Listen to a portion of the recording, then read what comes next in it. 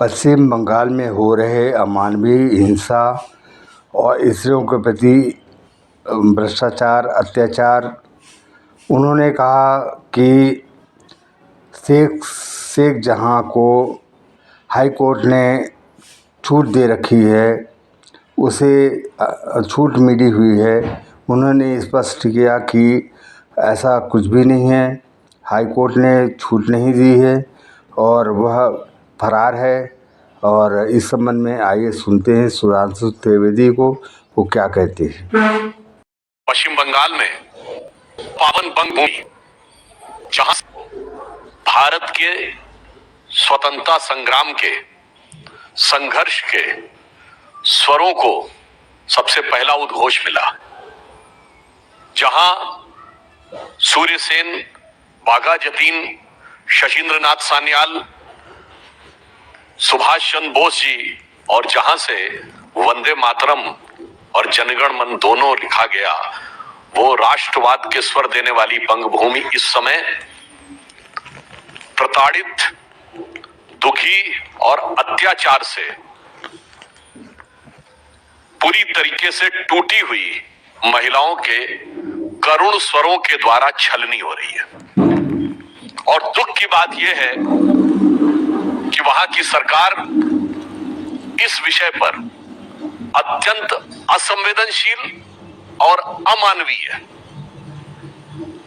यहां तक कि उल्टा धमकाने वाला रवैया अपना रही है। आज ही भारतीय जनता पार्टी के महिला मोर्चा के जिसमें महिला मोर्चा के अध्यक्ष, हमारे पश्चिम बंगाल की महिला पदाधिकारी, महिला सांसद और विधायक, उनको जाने से रोका गया। कल हमारे प्रदेश अध्यक्ष सुकांतो मजूमदार जी को बलपूर्वक वहां जाने से रोका गया। और अब वहां की सरकार ने वहां धारा 144 लागू कर दी है। और इतना ही नहीं, मीडिया के लोग भी जो रिपोर्ट कर रहे हैं, उनको सिर्फ धमकाया नहीं जा रहा, उन पर एफआईआर भी की जा रही है। आपत्ति की बात यह है कि इस तरह की बातें प्रकाश में आई है कि पश्चिम बंगाल की एसआईटी बजाय प्रताड़ित महिलाओं को न्याय दिलाने के कहीं ना कहीं उन पे दबाव डालने का प्रयास कर रही है, ताकि वो इस विषय को आगे न बढ़ाएं। इसलिए ये विषय बहुत संवेदनशील है। और सबसे बड़ी बात यह है कि शाहजहां शेख, जो कि तृणमूल कांग्रेस का एक महत्वपूर्ण व्यक्ति है, वो अभी तक गायब है। उसका मुख्य कारण जानते क्या है? कहते हैं कि साहब उसको हाई कोर्ट से प्रोटेक्शन है, जो सरासर गलत है। हाई कोर्ट का कोई भी विषय इस संदर्भ में नहीं है। महिलाओं के द्वारा शाहजहां शेख पे की गई शिकायत के बारे में न्यायालय के द्वारा किसी भी प्रकार का कोई निर्देश शाहजहां शेख के विषय में नहीं है। उल्टे कलकत्ता उच्च न्यायालय के मुख्य न्यायाधीश ने यह टिप्पणी की है कि वो अभी तक गिरफ्तार क्यों नहीं हो रहा। वो गिरफ्तार इसलिए नहीं हो सकता कि उसको और कोई प्रोटेक्शन नहीं है, उसको सिर्फ वेस्ट बंगाल का प्रोटेक्शन नहीं है।